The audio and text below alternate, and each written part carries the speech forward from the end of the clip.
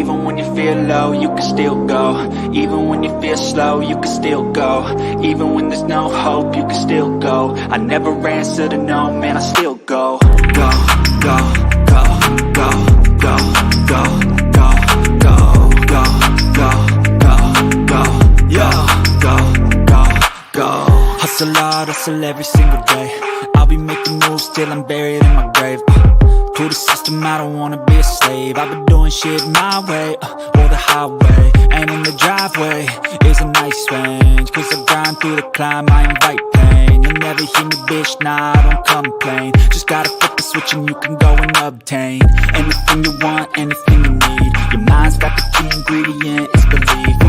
They'll deceive with the negativity, but I just slide right by that energy. Even when you feel low, you can still go. Even when you feel slow, you can still go. Even when there's no hope, you can still go. I never answer to no, man, I still go. Go, go. We are the nation of domination.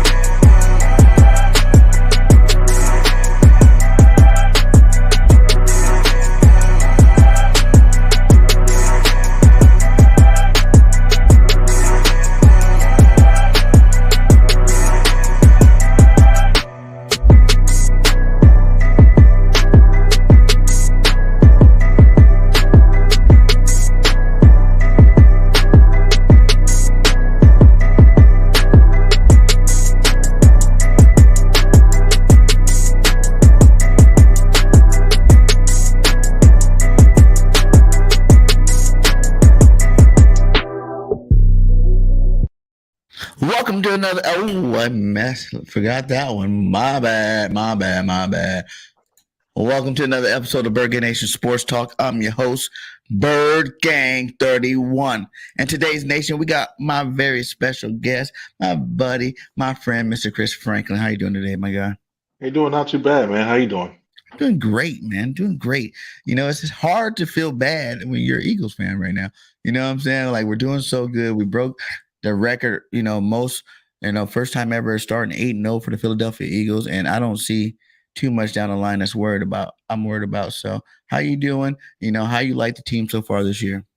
Well, I'll be honest. I'm surprised they started out this well with the 8-0 record. I thought maybe they'd probably be like 6-2, maybe probably 3-6-2, potentially 7-1, but nothing like this. I think when you look at the way they've played so far, I think they played complementary football when it comes to the offense, getting out early and letting the defense get that pass rush. And I think vice versa. I think the defense is playing well, getting those stops on key third downs especially. And you find yourself now in a good position to not only win the division, but pretty much in the driver's seat with that head-to-head win against the Vikings to potentially get the top seed in the NFC. Yeah, man. It's crazy, but I told you, Chris. I told you before. This team is different, my guy. Jalen Hurts is that dude. And I don't see it. Like when we talked about it before, and early predictions, 14-3 obviously was what I wanted to go. That's where I thought we can go.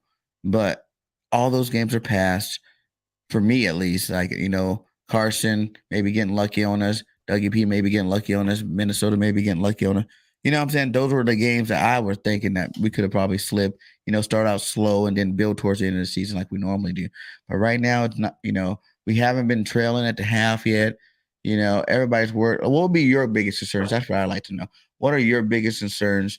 Because you hear all this stuff, about, the tackling, the second half leads. Like, what are you being close to the team? What do you think is the big concern for Philadelphia? I think tackling is one of them. I think especially when teams have found a way, they start to run the ball a little bit more. And remember, without Jordan Davis, this team still isn't like the biggest when it comes to size wise, especially when it comes to that second level on the edges. When it comes to you look at Hassan Reddick, when you look at the linebackers, not the biggest guys that are out there. So when you lose Jordan Davis and a guy who can occupy two blocks in the middle of that defensive line, you have some questions. And I think when you look at Marlon Tuipulotu, when you look at Marvin Wilson, the job they've done so far, it's not been bad. There's when it comes to Tuipulotu, I still wish that he got stop absorbing so many of the blocks so many times. You see offensive linemen get inside of his pads and still Hmm. push him off 3, 4 times, but he's gotten better at it where you see him, he's being an impact player. They trust him now on those 5-man lines. So that's one. I think offensively, I think it's a matter of just making sure these guys are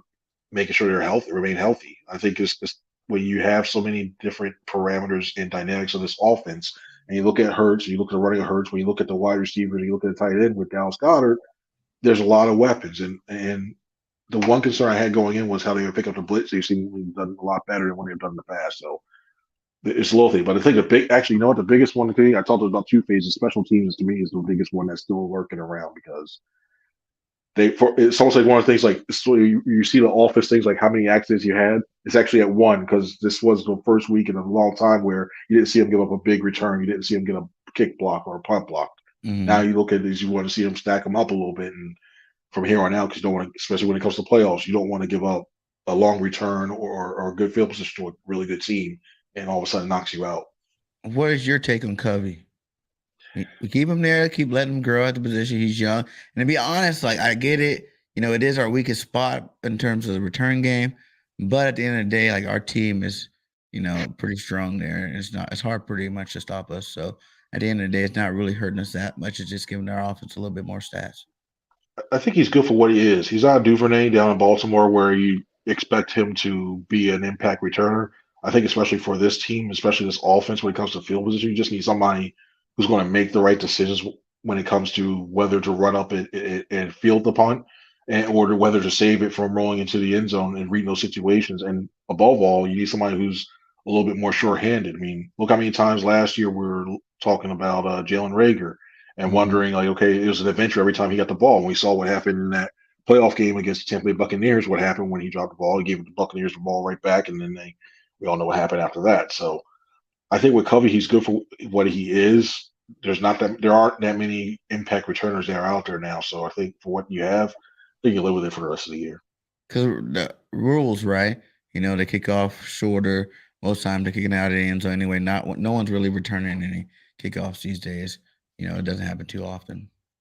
Yeah, we were talking to Michael Clay today, and I'll give him that. He brought up that point because he actually joked with us saying the last time that question was asked, there's been no punt returns last year. The week after, somebody returned one. So it may, Hmm. for all we know now, since it was brought out in the quote the open, now somebody's going to return a punt this year. But you're right. When it comes to you look at kickoffs, I mean, teams are intentionally directly kicking it short, especially with the Eagles now. You're kicking it short and to the corner, so it basically declares you one side of the field, and you have to adjust your blocking that way. So that becomes an issue, and you're lucky if you get it back to the 20, given the status of the current return team. So it's a tough deal going on. There's not that many impact kick returners, but you just need somebody to be average for this Eagles team. Yeah, we need to get somebody. I was thinking, what happened to Allen? He's on the practice squad, right? Devin Allen. He's still there. Yeah, he's still there. He's been a guy who's been showing looks. Now I remember one time I seen him a couple times when it comes to when they're doing practicing the kickoffs and everything else like that. Where he's back there acting as a returner. I think it's Hmm. more of a thing of trying to get him more acclimated to doing it consistently. And then also when it comes to that, you got to think about dead money and maneuvering the cap and everything. You got a guy in Covey who's at least collegiately had, especially last year, showed that he can be a return, like he can take it to the house. But the problem is Allen hasn't done it for a very long time. I think they're trying to get used to the speed and get used to the way of doing it. And then I can see next year him being under consideration a lot more for taking that job if it came to that. And I know they had released um Jackson's inside that 21-day window, right? Have you seen Yeah, him at Tyree all at Jackson's still in there. practice? How's he looking? Give us a little update on that guy. When it comes, we don't see the actual full practice when they go offense defense 1-on-1, but when you just looking at him overall in the individual groups, I saw him pregame when he was working out as well too. He's looking a lot better than we saw week one. Week one, I think that was I was personally thinking like, all right, cool, he's not ready yet. But now you see him, he's cutting when he makes his cuts on the out routes. When you see him running down the field, he looks more fluid, and that's an interesting decision. I wouldn't be personally. This is no inside it's pure speculation. I wouldn't be surprised if either he developed an ankle injury, or if Grant Calcaterra developed a hamstring or ankle injury. Just because I think if you put them through, if you put them, release them, and try to put them back in the practice squad, somebody's going to snatch one of them up. I think because we look at Jackson, the size and his ability to learn the position, and Calcaterra, the way he runs his routes, somebody's going to snatch one of them up. So I wouldn't be surprised if they somehow get the the Janarius Robinson treatment of, wait, he's on the practice, he's on the injury report. Next day, he's on injury reserve. Okay. Oh man. Drew Johnson said, "Does Allen have wiggle, or is he more of a straight line speed?" I think he's more of a straight line speed. It's almost like, to me, I just imagine him, and when you see it, it's almost like he's still treating it like he's in the track where he's still in that lane. He catches the ball and then he just takes off, which is not bad when you get a north south runner, especially kick return. You need that because you just want to get as many yards as possible. But he doesn't have that shiftiness I've seen so far. Okay. Well, Frank Wright got fired. You know what I'm saying? Like, from the Colts after a couple years now, the old coordinators. How do you feel about it? And do you think there's any way maybe next year, if Steichen gets a head coaching option or something like that, that you can see the Eagles coming and bringing this guy back? First off, I was shocked when I saw that. I was shocked because I thought, even with the way they've been playing, and the South being basically the Tennessee Titans to lose, I thought they let them at least ride out the rest of the season. Because if worst case scenario they were being that bad, they would have gotten a higher pick, and then you can fire them after the season. I could see Steichen, not Steichen. Oh, sorry. I can see Reich. I would be surprised. Sirianni. Everybody knows Sirianni and Reich are really good friends. So after this upcoming game, he gives them a call and just goes, well, you know about the Colts. All right, cool. And then they get the little inside information there. But I would be surprised. Yeah, I see that. I would be surprised if he's an offensive consultant on the side. Now, he's not going to be paid. The Colts have to pay him Rain that big contract, and even if they sign him to like a little bit of money, he has to actively look for work, and being that consultant job, the Colts will still have to pay a lot. So I think they can bring him on toward the later season, saying, "Hey, I want you to get outside eyes on this. What do you think?" So like that. Now, if Steichen leaves next year, which I wouldn't be surprised if he does, I can see him being a senior offensive assistant. The key is going to be what happens with Brian Johnson, because I want to see. I think he's been a name that I've heard here more and more as being an offensive coordinator candidate around this league. And if they lose Steichen somewhere else, he may take Kevin Patullo. He may not. Nixon may say, "Hey, I want to keep all these guys together." But if he does say Kevin Patullo goes away, and all of a sudden you still have Brian Johnson, I can see him filling in that offensive coordinator role, right, coming in as like a senior offensive assistant, something like that. So I wouldn't be surprised at that. But yeah, I think he brings a lot. Sirianni's familiar with him. The organization still thinks very highly of him, those two. Okay, big question. How did you feel about the whole Howie Roseman thing he just did? Or you like on the fence of like, oh yeah, Howie get it? Or do you think some of the people that got mad about it have a right to be mad about it? Like, I think it's cool. He's reacting with the fans. He's enjoying himself, and he's letting them know for real. Like, I am that dude. You see this team, I put it together. I wish he acted like. I actually kind of wish he showed that side of himself more. Like in that way too. I know he's worried. I know it's image for your executive is an image thing, and when you see out there, you want to be outlandish and stuff like you don't want to be outlandish and stuff like that. But he's got a personality to him, and that's something I've heard from people inside the building. That's been something seen as well too, my own eyes, stuff like that. For he's actually not a bad guy. He really is not. There's sometimes when you start to like he'll throw some jokes out there, like, "Oh, let's go." Oh wait, no, I get it. Never mind. But yeah, you see him like I wish he showed that side of thing more. And would I have done it to that thing personally? I wouldn't have. But I get it's like Chris Rock said when he says, "Hey, I wouldn't do it, but I understand." It's one of those things where you see that I get that too. I wouldn't do it myself, but I don't blame him. And it's been a long time coming. Like he's been pretty, like humbled about the situation all the way up until now. He actually got the product. Even like after the Super Bowl, he wasn't like I don't think he's ever done something like this before. Have he? Am I missing that one, or this is the first time he's done that? Yeah, that's the first time I've seen since I've covered it. He's done it outwardly. Like I think sometimes like I've heard like we follow like a lot of his interviews and stuff like that. He say it's like he'll mention like he was happy about he was able to bring the first Super Bowl championship to the city and stuff like that. But you don't see him acting like that to fans, at least when it's recorded or anything like that, or joking around like that. But yeah, it's interesting. I personally wouldn't have done it, but I get it, and I don't think it brought any harm or reparable damage or anything like that to it at all. That's what's up. Speaking of Howie, he's put together a nice offseason. We talked in at length with that kind of stuff. But give me your take on, Robert Quinn, and do you think they're going to start working him in more? He's going to start getting more accustomed now that he had his 10-day. Because I told everybody the first few games, like you can't really think that that's the kind of impact he's going to bring. Like, and he did have some nice pressures. He caused a lot of things to happen back there.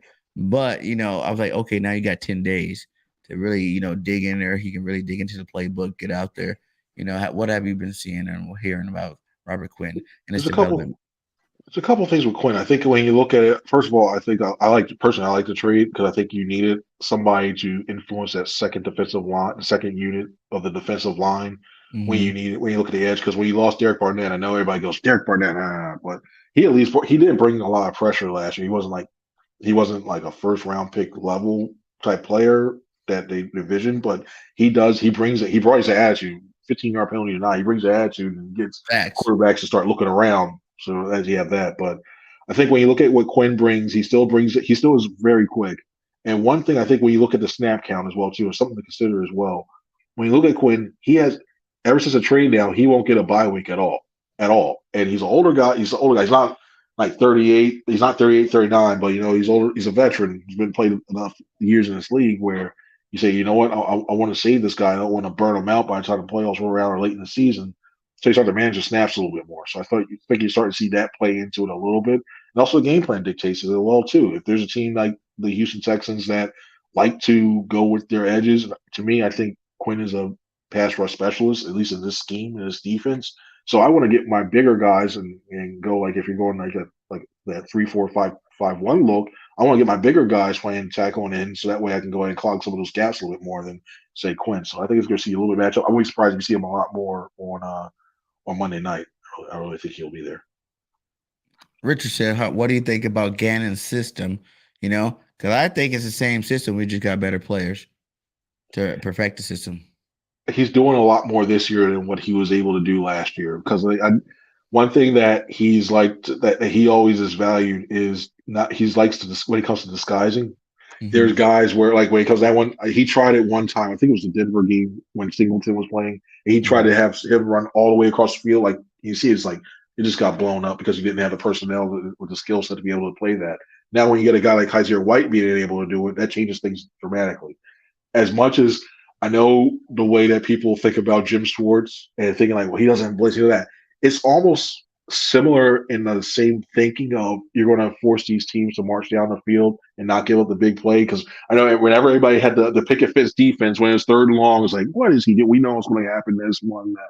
Well, Gannon just plays that, but just in a different look as well too. And I think when you look at the way that they mix up the fronts, they don't blitz as much, but when we get the pressure in that way, I think that's key. And I think you have a better linebacker play, so that opens up things a lot more. And the only knock I have right now that I'm not the biggest fan of is when they brought in those three safety sets. I don't think this team is that deep at safety. Where Mm-hmm. if you go behind Marcus Epps and C.J. Gardner Johnson, when you look at Kayvon Wallace in pass coverage, we saw what happened last Thursday night, and they got Reed Blankenship, who's still very very green. I'm not that comfortable. So that's also why I think Andre Sashbury got signed to the active roster because he may help a little bit more on the special teams, but I think he's a better cover guy than Wallace. But I don't think Wallace still get a lot of playing time on there. Yeah, we definitely need to get another corner. Dude, F's doing good right now, but like I said, we need a third corner. Like this league you gotta get deeper and deeper. Teams, you don't want just one star receiver. You want 2-star receiver, 3-star receivers, for as many as you can get on your roster, and at that point, first before I jump, look at this. TJ Edwards, too. We're always talking about White, but Edwards is right there doing his thing too. You know what I'm saying? Like he's right there. Look at those names he's ahead of. You know what I'm saying? Like Patrick Queen, that's a guy we wanted over here. And that's still a top 10 there. So what? That's 8. That's not bad to be. That's not a bad place to be right now. And when you look at Edwards, and that's the biggest knock on him since he's been a mainstay on this defense, was his ability to cover that middle part of the field in like a Tampa two. And when you look at what he's done and the way he's perfected it, I remember during training camp, you saw it a lot where Edwards would start dropping back in that Tampa two, which Gannon likes to use a lot, and they try to throw over the middle. He's always getting deflection. Well, now he's carried that over to the regular season now. And he's impacting the pass game in that aspect. So now when you see a lot of when especially cover three, one of the best beaters you can do is either have a tight end or a wide receiver run that, start running about 10 to 12 yards to do that banana and cross the field. Well, now if you start trying to target them in the middle of the field, try to throw that way, you got TJ Edwards leaping up there and deflecting passes, so it makes it harder to complete passes in that area. So that's a key section to stop it too. So overall, I think TJ Edwards is one of the more underlooked, undervalued, underappreciated guys on his defense because you have so many big names on the outer shell when it comes to the defensive line, cornerback, and safeties. But when you look in the middle there, TJ Edwards is good. And they're going to have a tough decision at the end of this year when it comes to the free agency with them. And the two, this is another thing with Howie. I'm thinking, would you, if you're Howie, would you pick up, either one of these two guys? We'll start off first with Adom Sue. Jordan Davis is hurt.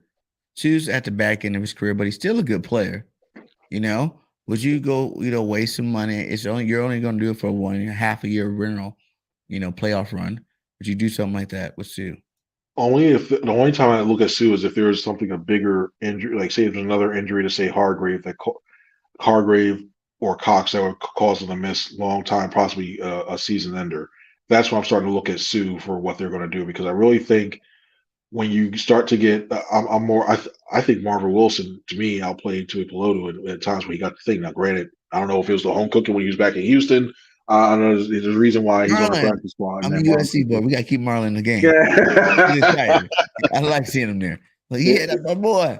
Yeah, he was, and that's the one thing. And I always remember this during the preseason of last year when he was on a Sirius XM interview. He said that the USC defense was he liked going to the Eagles because the USC defense, what he was asked to do, was very similar to what the Eagles were asked to do. Mm-hmm. I think now that he's healthier, he's playing a lot better than he did last year. Because last year, I'm sitting there looking like he's might be one and done, or he might be a practice squad guy. He just beat up at USC when you're like him and Mufanga. They were like the two stars on that USC defense, like together. Like if Fungus getting it, or it was Marlon getting it, and then like when you're on a defense where there's only like 2 or 3 real big stars on that team, like you're the one taking the beating, you're the one soaking up all the attention. So I, like you said, and plus the injury, I just thought he needed it last year to just kind of chill out, get his body back right. Understand he's in the pros now. He maybe get a little bit stronger, but you're starting to see him play some good football this year. It's not too bad.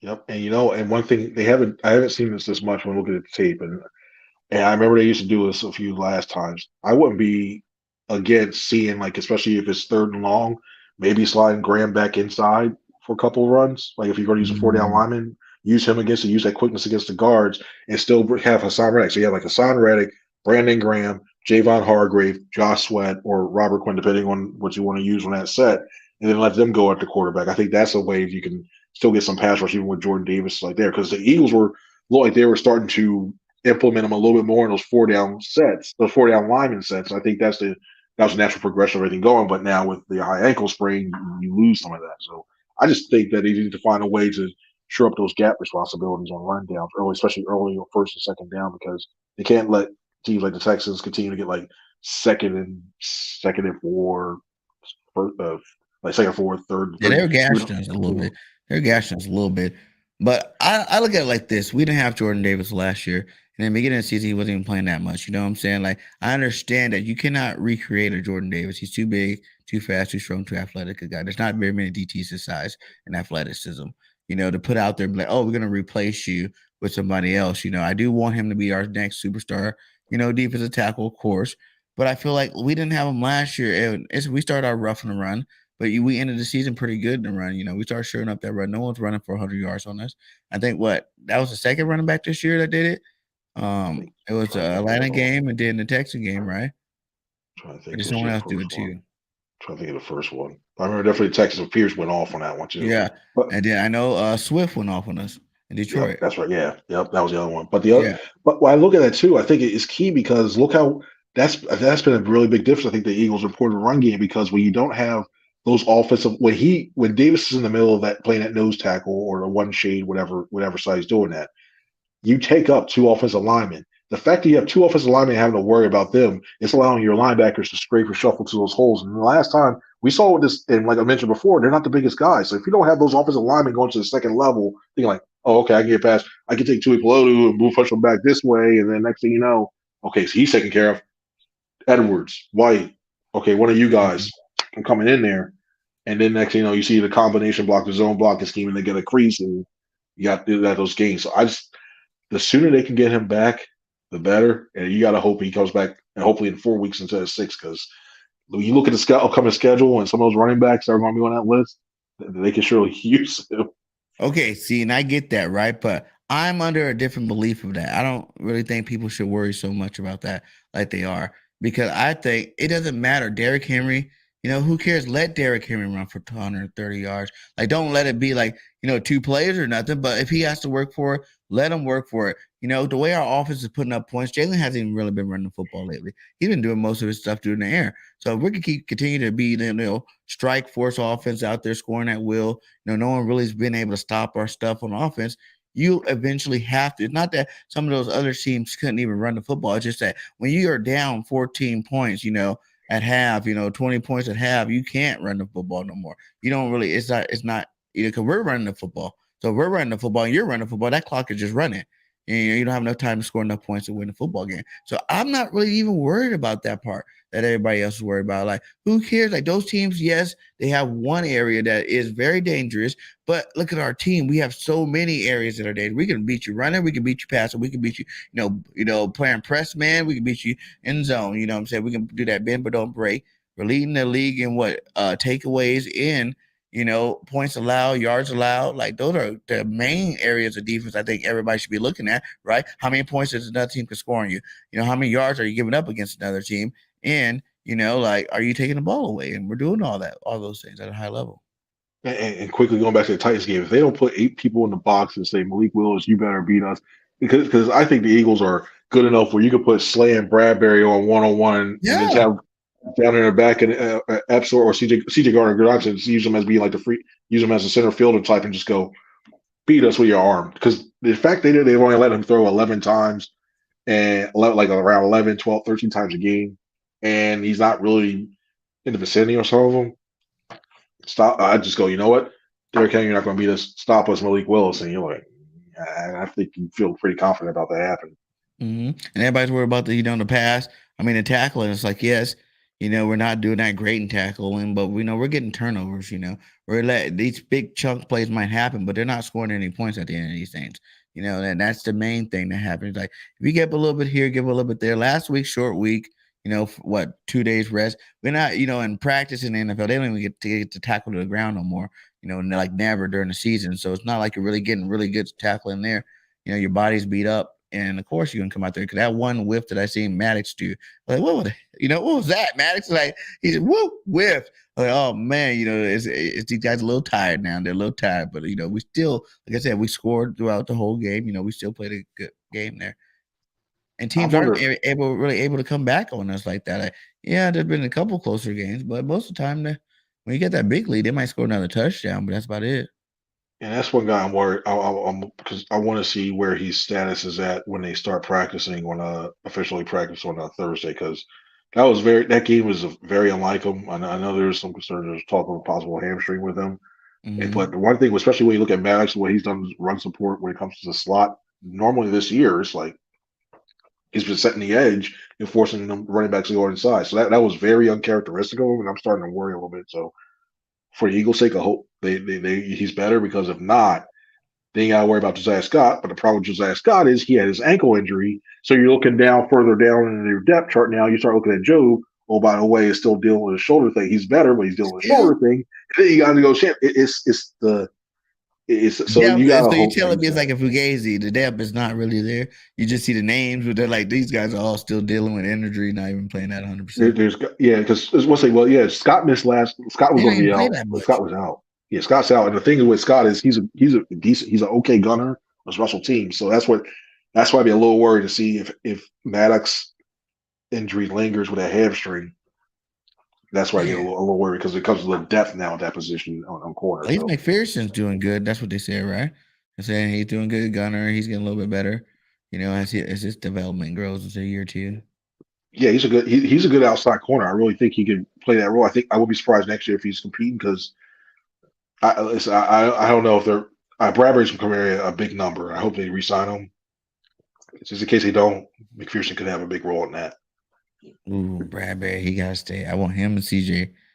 Yeah, Gardner gotta stay. Bradbury gotta stay. White gotta stay.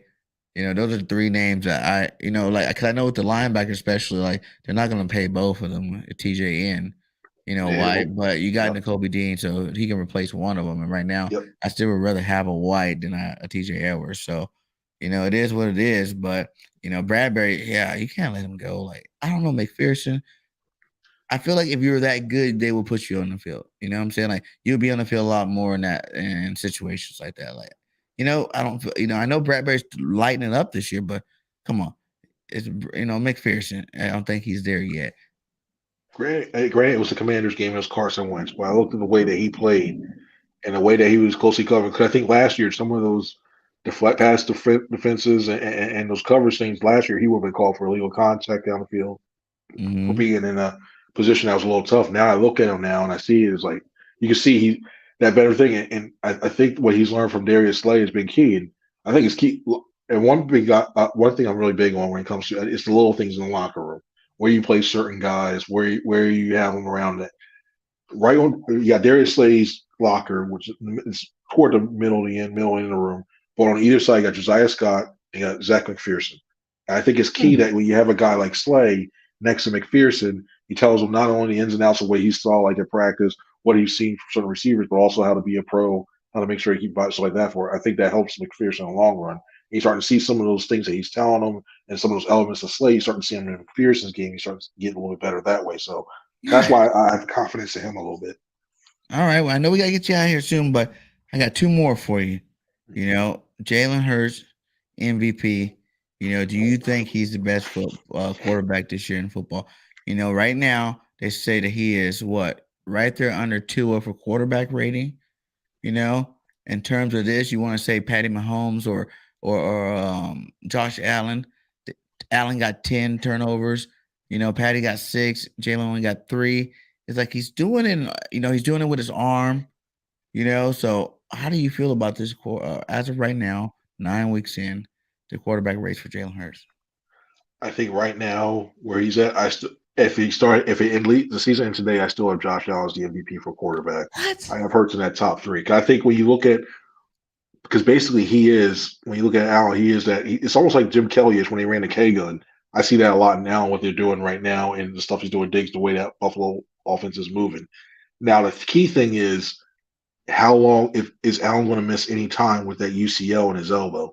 If he does, I think that's where you start to see Hurts start to take over and moving that. But it's going to be the thing is going to, and this is the thing I'm worried about if you're looking from Hurts perspective when it comes to the MVP thing. We all know that most of the time, some people just go, okay, let me look at the stats. Okay, oh, this person had more touchdowns. I want you. That's my MVP. I think it's going to be one of those things where you look at Pat Mahomes, you look at Allen, and everybody will say, "Oh, whoa, look at the passing touchdowns." You see, Hurts will be far behind, but Hurts has those rushing touchdowns, so Yeah, it look would at this. supplement that as well His too. projections right here. Right there, yeah.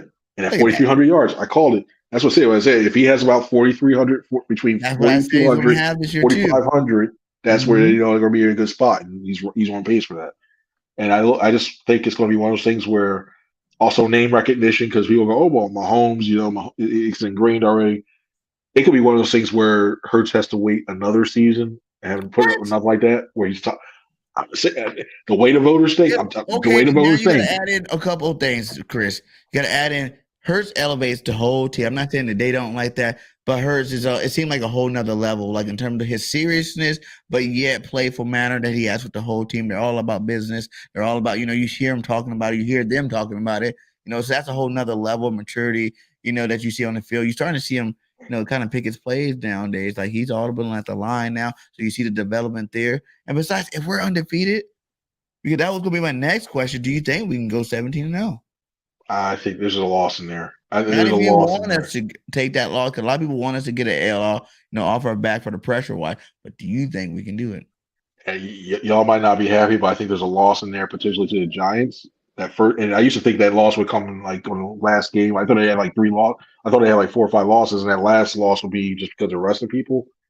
The Giants, and it's not even because of the roster. Because I look at the Giants roster compared to the Eagles roster. The Eagles have a better roster, but it's one of those things where you get a team in MetLife when it could be I can't imagine right now. I don't even know the forecast. I can imagine right now it's be a gray day in MetLife. Wind's going to be swirling. It's going to be one of those things like, why is this game 17-10 like in the fourth quarter? Why is it 17-17 in the fourth quarter? And then something like that last year, I can see that happening. The other game I can see is potentially if they have everything all sewn up. Well, even not if it's not sewn up, that Dallas New Year, the Christmas Eve game, I can see that. I can see the Giants' last game as being a loss, and I don't know what for the life of me. I don't know what it is, but I also see. I used to be like, oh, the Packers won definitely. I'm still I've been moving way more off of that since seeing the way Rodgers is playing lately, especially throwing that interception. I don't know what they were thinking, calling a throwback to the offensive lineman at the goal line. I don't know what was thinking of that. But there's something about when it comes to the Eagles and they play quarterbacks who are able to get the ball quickly out of their hands and just go 1, 2, 3, set, throw. It's something that gives them pressure. So I'm not completely writing them off. I can see them giving them a little issues here and there, but So maybe I probably think four, somebody from the three, division, four. You think 3, 4 losses? somebody from the division is going to give the Eagles first loss if I think it's going to happen. It's going to be the Giants or the Cowboys. I really don't think How do you that. feel like in terms of the rest of the way going? You think only 2, 3 losses? You think we're going 14-3, Depending on 15-2? that, I'm trying to think. I'm trying to think That of the Packer flow. thing, I get it too. My deal is I'm more about I don't think their team is better than ours. I think we should be able to beat them. But it's like Aaron's having such a crappy season that eventually you think that's got to turn around and it sucks. I'd rather it been like, Packers are 4-4, like 5-2 or something like that. And we play the Packers like that, where it's like, okay, you kind of know what you're getting. But like right now he's playing like crap.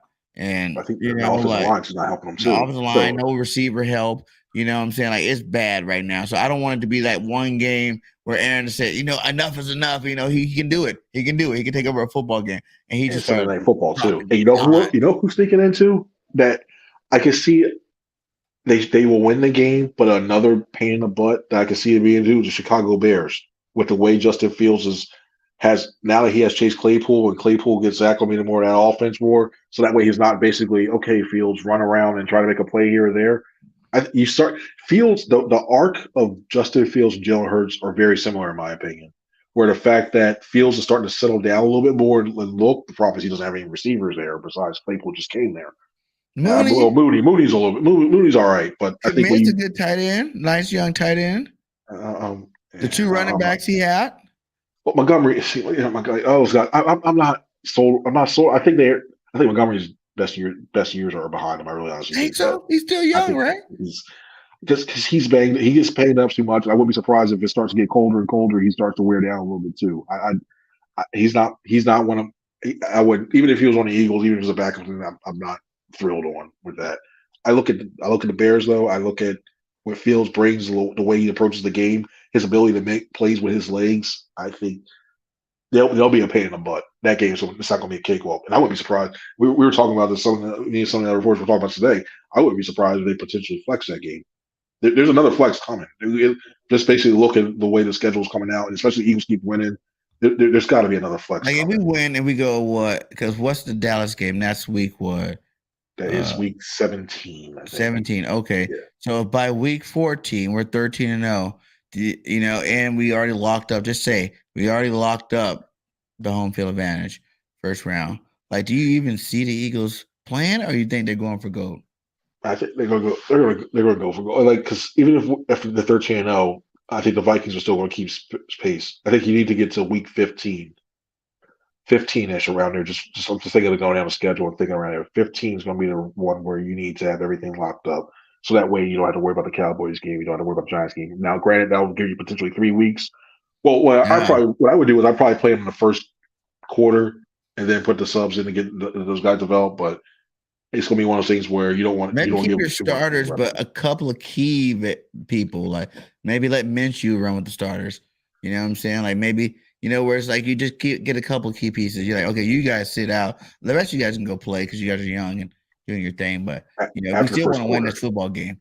after the first quarter because I think there's something to it where you don't want to have these guys get too Rusty. rusty from getting that too, Yeah. especially because if you sit them for 2 straight weeks and then you get the one seed, you get the bye week, that's 3 weeks, and then you go, all right, guys, ratchet it Ooh. up. Time to go play a game. Like, oh, What? okay. Football? So you talking football? Super Bowl Yeah. pick. I know it's early. Everybody thinks this is the matchup. I'm more on board with the Eagles playing Andy Reid just because I would love to be. Andy been beating us for so long, and I just would love to see Eagles, Chiefs, Super Bowl. So many correlation to Andy Reid with the Eagles. Got the Kelsey brothers. The two franchises have been pretty good. Young Jalen Hurts versus young Patty Mahomes. Like I think it'll be a great Super Bowl, and I think we can win it. So I really want that Super Bowl, but what are you thinking about Super Bowl? Like if the Eagles were to make it, or do you not even have the Eagles as a Super Bowl I team have the yet? Eagles. I haven't decided who's going to come out the NFC yet because I think it's going to matter who gets the one seed. If the Eagles get the one seed, I think they go to the Super Bowl just because of the home Mm-hmm. field advantage they've had. They've had recently. I think they've won 6 out of the last 7 at the Lincoln Mm-hmm. Financial Field. So I look at that and I'm thinking, like, you know what? If they get the one seed, I have them going to Super Bowl. If somehow, like something that say they fall to 2 and Minnesota gets the one seed and Minnesota runs thing, I think Minnesota's a lot tougher at home than they are on the road. I'll Mm-hmm. take it, especially in that dome and everything. I get a little worried that and somehow if that's not going to happen. I might have to throw the 49ers in there, but getting the home field advantage, I don't think it's going to Yeah, I happen. get But that. Yeah, a lot of people yeah, always say but that that's the biggest worry for the Eagles should have is playing the Niners. I don't think so. What? I I think think so. We everybody's run so game. used to us not being the best team that's like they still want to like last year. Okay, well they're doing good, so we're always like the underdogs fighting back, and we have not fighting us. We're like, okay, they would play good against this team. They would play good against that. This year, I don't think you should be doing that. It should be like, can the Niners beat the Eagles? Regardless of where we're at.